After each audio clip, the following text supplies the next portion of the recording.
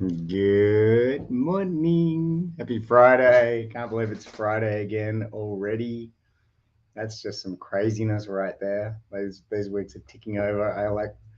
I always imagine it's like a calendar, montage in a movie. They're just flying off the off the calendar stack, whatever that thing is.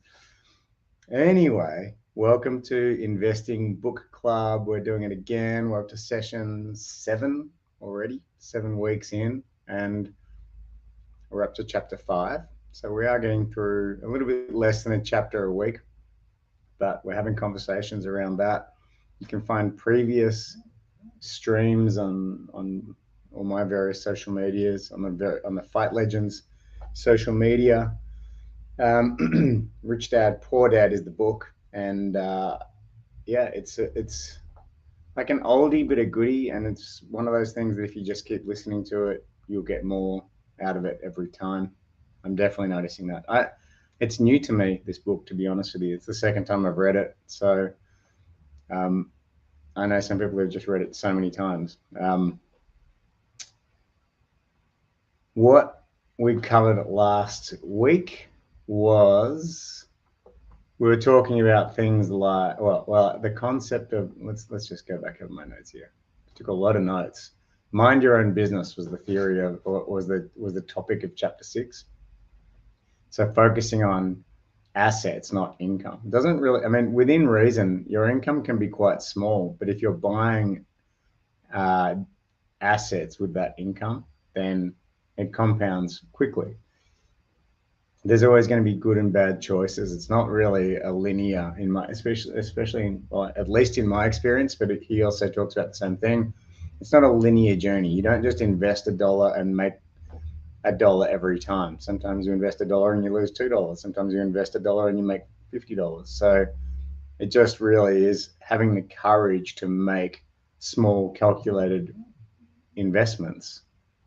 Not necessarily small. I mean, he also talks about going all in, which is fascinating to me. Good morning. Thanks for joining us. If you've just joined, I see a couple of people coming online now. Feel free to say hello if you want to in the chat.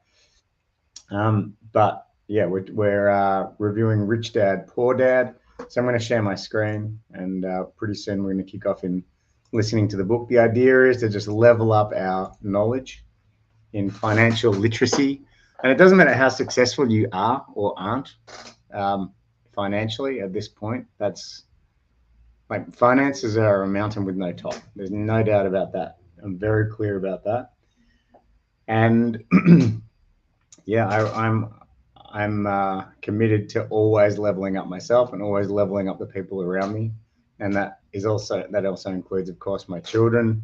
So I like to stay fresh with this knowledge, and then that seems to naturally flow onto conversations that we have in the kitchen while we're making our coffees in the morning before school, etc. All right, so I think we might launch into the book because time is money, right?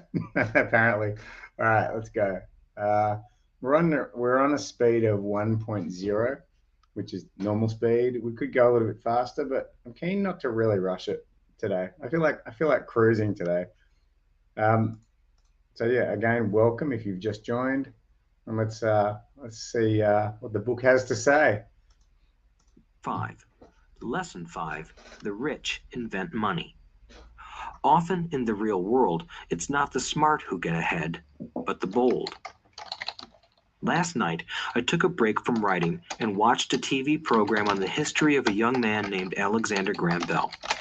Bell had just patented his telephone and was having growing pains because the demand for his new invention was so strong. Needing a bigger company, he then went to the giant at that time, Western Union, and asked them if they would buy his patent and his tiny company. He wanted $100,000 for the whole package. The president of Western Union scoffed at him and turned him down, saying the price was ridiculous. The rest is history. A multi-billion-dollar industry emerged, and AT&T was born. The evening news came on right after the story of Alexander Graham Bell. On the news was a story of another downsizing at a local company. The workers were angry and complained that the company ownership was unfair. A terminated manager of about 45 years of age had his wife and 2 babies at the plant and was begging the guards to let him talk to the owners to ask if they would reconsider his termination. He had just bought a house and was afraid of losing it. The camera focused in on his pleading for all the world to see. Needless to say, it held my attention. I have been teaching professionally since 1984. It has been a great experience and a rewarding one. It is also a disturbing profession, for I have taught thousands of individuals, and I see one thing in common in all of us, myself included. We all have tremendous potential, and we all are blessed with gifts. Yet the one thing that holds all of us back is some degree of self-doubt. It is not so much the lack of technical information that holds us back, but more the lack of self-confidence. Some are more affected than others. Once we leave school, most of us know that it is not so much a matter of college degrees or good grades that count. In the real world, outside of academics, something more than just grades is required. I have heard it called many things: guts, chutzpah, balls, audacity, bravado, cunning, daring, tenacity, and brilliance. This factor, whatever it is labeled, ultimately decides one's future much more than school grades do. Inside each of us is one of these brave, brilliant, and daring characters. There is also the flip side of that character: people who could get down on their knees and beg if necessary. After a year in Vietnam as a Marine Corps pilot, I got to know both of those characters inside of me intimately. One is not better than the other. Yet, as a teacher, I recognized that it was excessive fear and self-doubt that were the greatest detractors of personal genius. It broke my heart to see students know the answers, yet lack the courage to act on the answer. Often in the real world, it's not the smart who get ahead, but the bold. In my personal experience, your financial genius requires both technical knowledge as well as courage. If fear is too strong, the genius is suppressed. In my classes, I strongly urge students to learn to take risks, to be bold, and to let their genius convert that fear into power and brilliance. It works for some and just terrifies others. I have come to realize that for most people, when it comes to the subject of money, they would rather play it safe. I have had to field questions such as, why take risks? Why should I bother developing my financial IQ? Why should I become financially literate? And I answer, just to have more options. There are huge changes up ahead.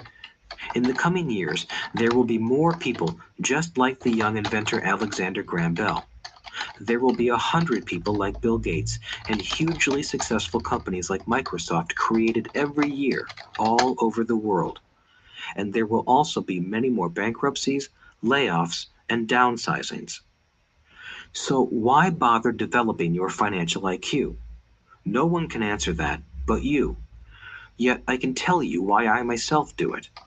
I do it because it is the most exciting time to be alive. I'd rather be welcoming change than dreading change. I'd rather be excited about making millions than worrying about not getting a raise. This period we are in now is a most exciting time, unprecedented in our world's history. Generations from now, people will look back at this period of time and remark at what an exciting era it must have been. It was the death of the old and birth of the new. It was full of turmoil, and it was exciting. So why bother developing your financial IQ? Because if you do, you will prosper greatly. And if you don't, this period of time will be a frightening one. It will be a time of watching some people move boldly forward while others cling. Land was wealth 300 years ago, so the person who owned the land owned the wealth. Later, wealth was in factories and production, and America rose to dominance. The industrialist owned the wealth. Today, wealth is in information. All right. Oh, actually, I'll just make a note of that. So old times, oldie times, land was wealth. Today, information is wealth. All right. So, yeah, I think this section is full of a lot of gold, at least for me. But the concept that it's not the smart that get rich, but the bold, I really, yeah. Well, he starts there, and then he moves towards that the winning combination is actually technical genius mixed with courage, and I like that because, like, what I've discovered in my, at this stage of my career and my life, is the knowledge that I'm learning, that I'm taking on, in many areas, seems to never be wasted. Doesn't matter if it's jujitsu, chess, business, relationships, communication. It doesn't matter really where I get the not parenting. Doesn't matter where failures, you know, in any area at all. Just falling off my skateboard, whatever. Doesn't matter what it is. All of that knowledge seems to become useful or correlate to other areas. So yeah, technical genius and courage and the application of knowledge from all areas of life down certain focal paths seems to really kind of work for me. And he goes on to say that becoming financially literate gives more options, and I can really relate to that too. Like we all know it's like it's a sucky feeling when you don't have any money to do the thing or take the action that you want to take. Like you really just you have to suffer in that time, isn't it? You can try and generate options, but often it's dead end after dead end, and the results are not there. But if you have that financial dry powder, then you can execute on opportunities as they arrive. And that might be more investing, or it might be a holiday, or helping someone who's in need. Those sorts of things become available. So yeah, asking why would you want more money? Why would you want to become financially literate, um, or level up your knowledge in those areas, is definitely a good question. Not just to ask once, but to repeatedly ask, because motives change, and sometimes they can become corrupt. Like not evil, corrupt, just um, well, I guess using that as a crutch to solve something. But like, let's say I love to work really hard all the time. I'm always doing something. Okay, so if I thought to myself, well, if I have millions of dollars in the bank, then I won't work hard anymore, is probably a fallacy. It's unlikely that if I have more money than I need in the bank, that I will stop working. It's just, if that was my goal, I'd be earning money for an inauthentic reason. Okay, so yeah, those are the kinds of things that you really want to ask yourself, but dig deep, get to the source, because often we tell ourselves things that seem to check out, but they really don't. And for me, why? I think I just really enjoy the game of business and refining that craft, and the money is a measure of those things. It's either working or it's not working. It's going backwards or it's going forwards. Like, you can't, in my view, like a holding pattern doesn't really exist. I've never experienced that. If you've experienced that, put it in the chat and let me know. If you've managed to have a perfectly stable position that doesn't go forwards and doesn't go backwards, yeah, I find that fascinating. But I don't see it that way. We're either growing or we're shrinking. So yeah, for me, I'd rather be growing. That's why, for me, I'd rather be growing, rather be learning, rather be generating income to then do things that can make a difference with that money, putting people through education or doing whatever I can, really. Um, so yeah, that's my why, and uh, Yeah, I'm always interested to hear what your whys are too. If you want to put them in the chat or reach out to me separately or whatever, I love knowing what makes people tick. All right, let's keep going. And the person who has the most timely information owns the wealth. The problem is that information flies around the world at the speed of light. The new wealth cannot be contained by boundaries and borders as land and factories were. The changes will be faster and more dramatic. There will be a dramatic increase in the number of new multimillionaires. There also will be those who are left behind. I find so many people struggling today, often working harder, simply because they cling to old ideas. They want things to be the way they were, and they resist change. I know people who are losing their jobs or their houses, and they blame technology or the economy or their boss. Sadly, they fail to realize that they might be the problem. Old ideas are their biggest liability. It is a liability simply because they fail to realize that while that idea or way of doing something was an asset yesterday, yesterday is gone. One afternoon, I was teaching how to invest using a board game I had invented, Cash Flow, as a teaching tool. A friend had brought someone along to attend the class. This friend of a friend was recently divorced, had been badly burned in the divorce settlement, and was now searching for some answers. Her friend thought the class might help. The game was designed to help people learn how money works. In playing the game, they learn about the interaction of the income statement with the balance sheet. They learn how cash flows between the two and how the road to wealth is through striving to increase your monthly cash flow from the asset column to the point that it exceeds your monthly expenses. Once you accomplish this, you are able to get out of the rat race and out onto the fast track. As I have said, some people hate the game, some love it, and others miss the point. This woman missed a valuable opportunity to learn something. In the opening round, she drew a doodad card with the boat on it. At first, she was happy. Oh, I've got a boat. Then, as her friend tried to explain how the numbers worked on her income statement and balance sheet, she got frustrated because she had never liked math. The rest of her table waited while her friend continued explaining the relationship between the income statement, balance sheet, and monthly cash flow. Suddenly, when she realized how the numbers worked, it dawned on her that her boat was eating her alive. Later on in the game, she was also downsized and had a child. It was a horrible game for her. After the class, her friend came by and told me that she was upset. She had come to the class to learn about investing and did not like the idea that it took so long to play a silly game.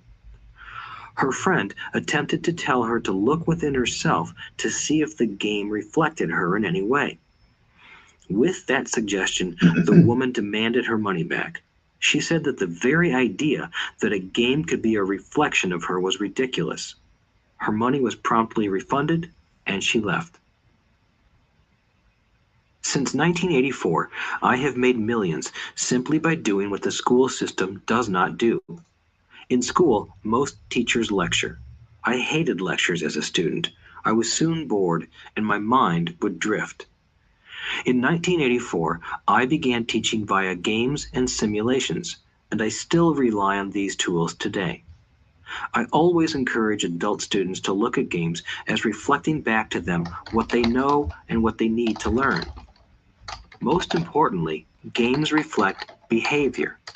They are instant feedback systems. Instead of the teacher lecturing you, the game is giving you a personalized lecture, one that is custom-made just for you. The friend of the woman who left later called to give me an update. She said her friend was fine and had calmed down. In her cooling off period, she could see some slight relationship between the game and her life. Although she and her husband did not own a boat, they did own everything else imaginable. She was angry after their divorce, both because he had run off with a younger woman and because, after 20 years of marriage, they had accumulated little in the way of assets. There was virtually nothing for them to split. Their 20 years of married life had been incredible fun, but all they had accumulated was a ton of doodads. She realized that her anger at doing the numbers, the income statement and balance sheet, came from her embarrassment about not understanding them. She believed that finances were the man's job. She maintained the house and did the entertaining, and he handled the finances. She was now quite certain that in the last 5 years of their marriage, he had hidden money from her. She was angry at herself for not being more aware of where the money was going, as well as for not knowing about the other woman. Just like a board game, the world is always providing us with instant feedback. We could learn a lot if we tuned in more. One day, not long ago, I complained to my wife that the cleaners must have shrunk my pants. My wife gently smiled and poked me in the stomach to inform me that the pants had not shrunk. Something else had expanded. Me. The cash flow game was designed to give every player personal feedback. Its purpose is to give you options. If you draw the boat card and it puts you into debt, the question is, now what can you do? How many different financial options can you come up with? That is the purpose of the game, to teach players to think and create new and various financial options. Thousands of people throughout the world have played this game. The players who get out of the rat race the quickest are the people who understand numbers and have creative financial minds. They recognize different financial options. Rich people are often creative and take calculated risks. People who take the longest are people who are not familiar with numbers and often do not understand the power of investing. Some people playing cash flow gain lots of money in the game, but they don't know what to do with it. Even though they have money, everyone else seems to be getting ahead of them. And that is true in real life. There are a lot of people who have a lot of money and do not get ahead financially. Limiting your options is the same as hanging on to old ideas. I have a friend from high school who now works at 3 jobs. Years ago, he was the richest of all my classmates. When the local sugar plantation closed, the company he worked for went down with the plantation. In his mind, he had but one option, and that was the old option: work hard. The problem was that he couldn't find an equivalent job that recognized his seniority from the old company. As a result, he is overqualified for the jobs he currently has, so his salary is lower. He now works 3 jobs to earn enough to survive. I have watched people playing cash flow complain that the right opportunity cards are not coming their way, so they sit there. I know people who do that in real life. They wait for the right opportunity. I have watched people get the right opportunity card and then not have enough money. Then they complain that they would have gotten out of the rat race if they had had more money. So they sit there. I know people in real life who do that also. They see all the great deals, but they have no money. And I have seen people pull a great opportunity card, read it out loud, and have no idea that it is a great opportunity. They have the money. Hey, The time is right. Selena. They Good have morning. Good morning. Yeah, that's great. I'm glad. Yeah, hope you're well, my friend. Yeah, so what we're talking about so far, for those of you who have joined us, we're up to chapter 5. And we're talking about people resisting change. Okay, so essentially, like one of the sayings that I've learned over the years is whatever we resist persists. So if you're resisting change, then most likely what ends up happening is change. There'll be change aplenty. Okay, so if you embrace the change, if you pull the change towards you, the change just passes through. So if you resist, I don't know, doing the dishes pile up and the dishes become more dishes, the dishes become harder. So whatever we resist persists, right? And the same occurs with our financial literacy or the lessons in finances. If we resist paying off our credit cards, then the credit card balances grow, etc. That's a very basic example, but if we resist letting go of staff, then those problems become bigger. If we resist putting on staff, those problems become bigger. So yeah, we want instant feedback systems, and he's talking about games being a way of doing that. And I totally agree. I find games are a huge part of my own development. Chess, jiu-jitsu, I talk about these things often.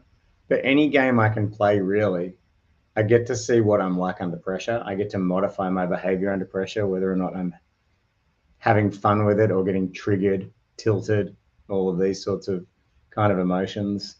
And I can really hear it in like my son when he games, he loses his marbles, and I can hear him in the other room. And I'm sure if you've got gaming kids, you can relate to that as well. But that to me is a pointer that that's how my son is under pressure in certain times, and there's a lot of opportunity for him to develop there. He talks about uh, being able to think and create new and various financial options when we're presented with a financial problem. That that's an important factor. And then something that's coming out of my chess coaching at the moment is not taking or getting attached to the first idea that you think of, because when you do that, then you don't explore the other options properly because you're attached. So we want to give up that attachment to the first idea we think of, come up with 3 or 4, then start to calculate them all. And limiting your options is the same as hanging on to old ideas. That's another way of looking at it. I like that.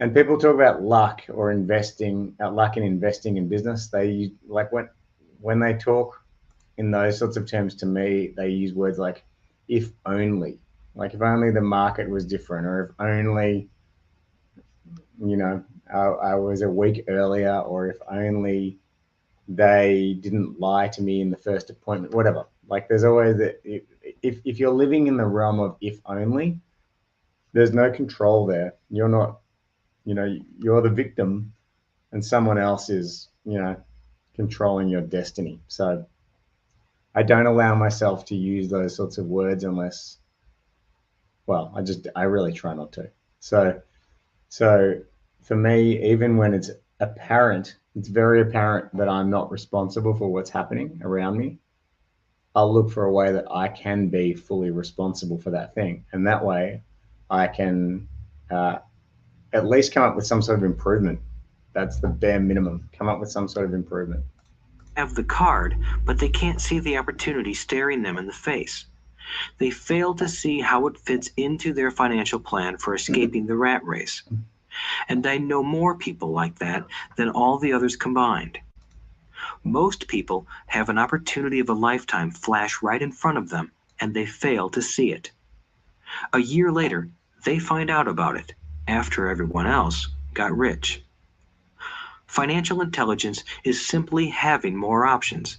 If the opportunities aren't coming your way, what else can you do to improve your financial position? If an opportunity lands in your lap and you have no money and the bank won't talk to you, what else can you do to get the opportunity to work in your favor? If your hunch is wrong and what you've been counting on doesn't happen, how can you turn a lemon into millions? That is financial intelligence. It is not so much what happens, but how many different financial solutions you can think of to turn a lemon into millions. It is how creative you are in solving financial problems.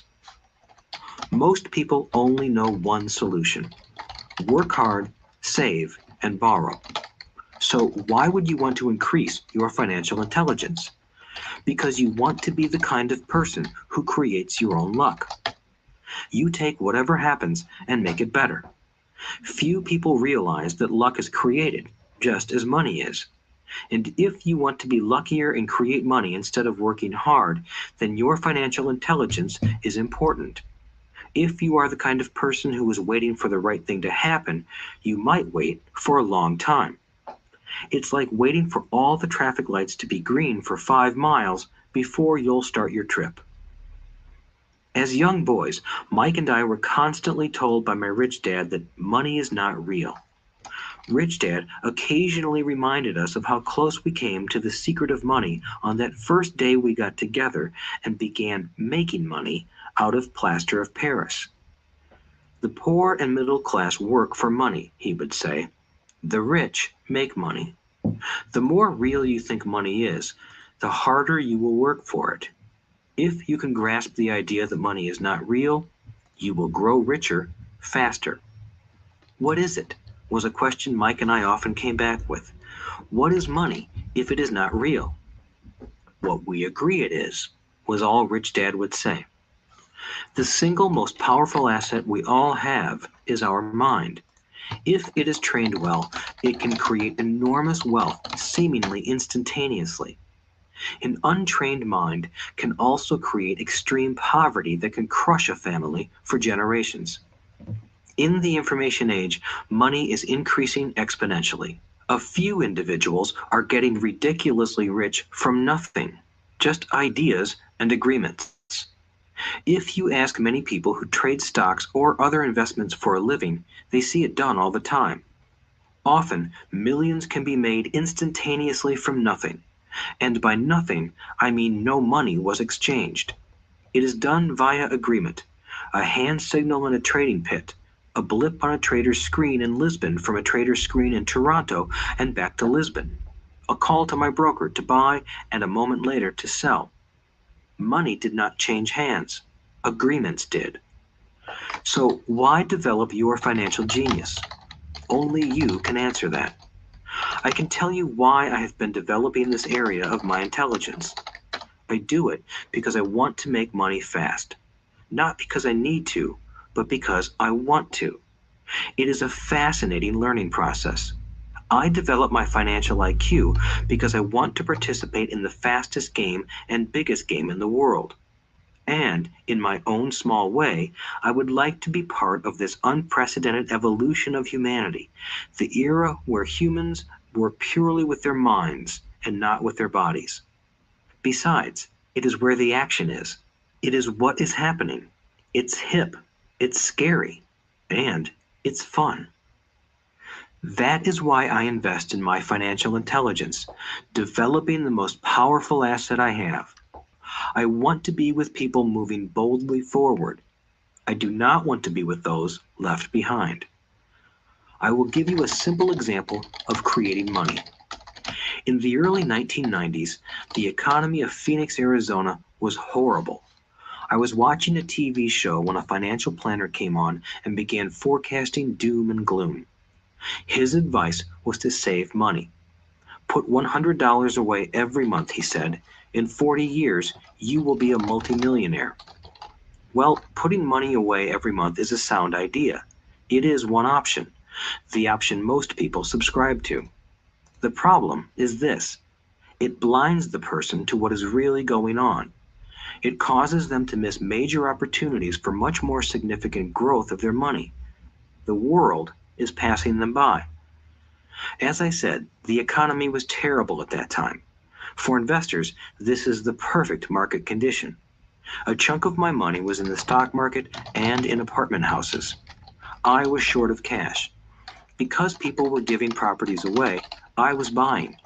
I was not saving money. I was investing. Kim and I had more than $1 million in cash working in a market that was rising fast. It was the best opportunity to invest. The economy was terrible. I just could not pass up these small deals. So, yeah, I think that's an appropriate place to stop, especially considering the market states right now. So the first thing is, like, I love the concept of money's not money in the old sense. It's like I don't really know enough about the banking systems to go into deep detail, but I'm pretty sure that they don't have the gold to back up their money like they did in the old days. And essentially where we're at now is the banks, from what I understand, essentially most of them just trading insolvently, and the whole system is kind of propped up, right? And what does change hands a lot is agreements. There's just ones and zeros in databases moving around as an agreement of, you've done this, I'll pay for that, or I'll invest in this and my return will be that. But the bottom line is that there's no actual cash or asset changing hands. And then he goes on to start to talk about being with the people who are moving forwards. That always I always ask myself, who am I surrounded by right now? Are those people, yeah, are they advancing their position? Are they improving their position, or are they on the backslide? And it's really very important to have the courage to move if you are not in a winning group. I'm not saying you can't be of service and be available to these people, but if you're serious about your own financial evolution, you've got to be with people who will you have to rise to the occasion for, not with fancy foods and champagnes and all. I'm not talking about that. I'm just talking about that they're a match for what you're up to in the world. FUD. So yeah, in the old days, like, people would doom and gloom the economy when it was bad, and encourage conservative actions. Nowadays, we talk about FUD, fear, uncertainty, and doubt in the market. FUD. You've probably heard that term. But actually, in times of FUD, that's when people are selling off. They're panic selling. That is the time to calculatedly buy. And of course, not everything's going to go your way, and there is no crystal ball. You don't know what is going to work and what isn't going to work. So it's really about, that's where that courage and technical genius comes into play that we talked about earlier in the chapter. Great. Let's keep going. We're going to do another 9 minutes today. We're going to do 45 minutes today. Once $100,000 were now $75,000. But instead of shopping with local real estate agents, I began shopping at the bankruptcy attorney's office or the courthouse steps. In these shopping places, a $75,000 house could sometimes be bought for $20,000 or less. For $2,000, which was loaned to me from a friend for 90 days for $200, I gave an attorney a cashier's check as a down payment. While the acquisition was being processed, I ran an ad advertising a $75,000 house for only $60,000 and no money down. The phone rang hard and heavy. Prospective buyers were screened, and once the property was legally mine, all the prospective buyers were allowed to look at the house. It was a feeding frenzy. The house sold in a few minutes. I asked for a $2,500 processing fee, which they gladly handed over, and the escrow and title company took over from there. I returned the $2,000 to my friend with an additional $200. He was happy, the home buyer was happy, the attorney was happy, and I was happy. I had sold a house for $60,000 that cost me $20,000. Wow. The $40,000 was created from money in my asset column in the form of a promissory note from the buyer. Total working time, 5 hours. So now that you are on your way to becoming more financially literate and skilled at reading numbers, I will tell you why this is an example of money being invented. During this depressed market, Kim and I were able to do 6 of these simple transactions in our spare time. While the bulk of our money was in larger properties and the stock market, we were able to create more than $190,000 in assets, notes at 10% interest, in those 6 buy, create, and sell transactions. That comes to approximately $19,000 a year income, much of it sheltered through our private corporation. Much of that $19,000 a year goes to pay for our company cars, gas, trips, insurance, dinners with clients, and other things. By the time the government gets a chance to tax that income, it's been spent on legally allowed pre-tax expenses. This was a simple example of how money is invented, created, and protected using financial intelligence. Ask yourself, how long would it take to save $190,000? Would the bank pay you 10% interest on your money? And the promissory note is good for 30 years. I hope they never pay me the $190,000. I have to pay a tax if they pay me the principal, and besides, $19,000 paid over 30 years is a little over $500,000 in income. I have people ask, what happens if the person doesn't pay? That does happen, and it's good news. That $60,000 home could be taken back and resold for $70,000 and another $2,500 collected as a loan processing fee. It would still be a zero-down transaction in the mind of the new buyer, and the process would go on. The first time I sold the house, I paid back the $2,000, so technically I have no money in the transaction. My return on investment, ROI, is infinity. It's an example of no money making a lot of money. In the second transaction, when resold, I would have put $2,000 in my pocket and re-extended the loan to 30 years. What would my ROI be if I got paid money to make money? I do not know, but it sure beats saving $100 a month, which actually starts out as $150 because it's after-tax income for 40 years earning low interest. And again, you're taxed on the interest. That is not too intelligent. It may be safe, but it's not smart. A few years later, as the Phoenix real estate market strengthened, those houses we sold for $60,000 became worth $110,000. Foreclosure opportunities were still available, but became rare.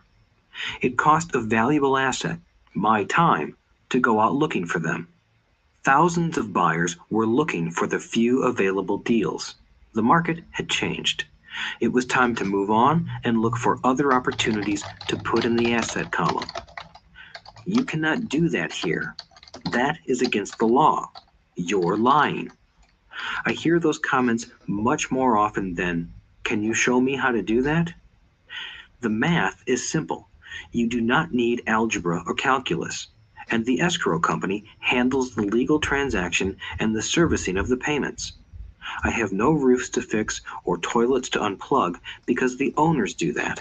It's their house. Occasionally, someone does not pay, and that is wonderful because there are late fees, or they move out and the property is sold again. The court system handles that. And it may not work in your area. The market conditions may be different, but the example illustrates how a simple financial process can create hundreds of thousands of dollars with little money and low risk. All right. It is an example of money being only an agreement. All right. So that's probably where we're going to stop the listening for the week. So let's just think about like timing, like knowing when to move on. That's such an interesting kind of discussion in its own right. Like crypto. Okay, let's just look at crypto. It's a really sucky time if you got in when it was high and now it's low. But is it time to move on? Well, in my view, absolutely not. Like I think it's just getting started. There are other people who think it's the end. So it's all subjective, and it really is a matter of calculated risks that you can take. But a lot of people don't really want to understand how something works or why something could take off and become the next money. They just want to shut it down. That's the thing to get. The people who are dealing with fear and uncertainty and doubt, in order to wake up in the morning and feel great about their day, they have to have a narrative around why they're not taking actions that are courageous and taking advantage of their technical genius. It makes sense. I'm not saying you should or shouldn't invest in crypto, but I'm saying it's a great example because there's definitely two camps of people. There's the people who just think who don't believe in it, and there's the people who believe strongly in it. Not many people are on the fence, although a lot of people are standing by to wait and see what happens. But those people who are standing by, you could argue that courage is missing, you know. And like for me, I would be like my sisters, brothers, cousins, etc., close friends. I say to them, just put like $10 a week in. It's not, you're not even going to notice it's gone, but at least you're in the game. You're getting understanding. You're dealing with your, more importantly than anything else, is you're dealing with your fears around things, because fear is the thing that paralyzes all of the growth. So I think that that's probably a great place to finish today. I really, really appreciate you dropping by, spending time on this Friday morning, and I'm wishing you the greatest of weekends ahead. And yeah, if you ever want to write in this chat while we're reading, listening, I'm always here to engage with that. I'd love that. Otherwise, I'm just yakking away into the interwebs. I know quite a few of you are watching because I can see that, and I'm grateful for that. But really happy for you to be part of the conversation as well. All right, so have yourself, as I said, the best weekend, and let's do it all again next week. Cheers. Bye.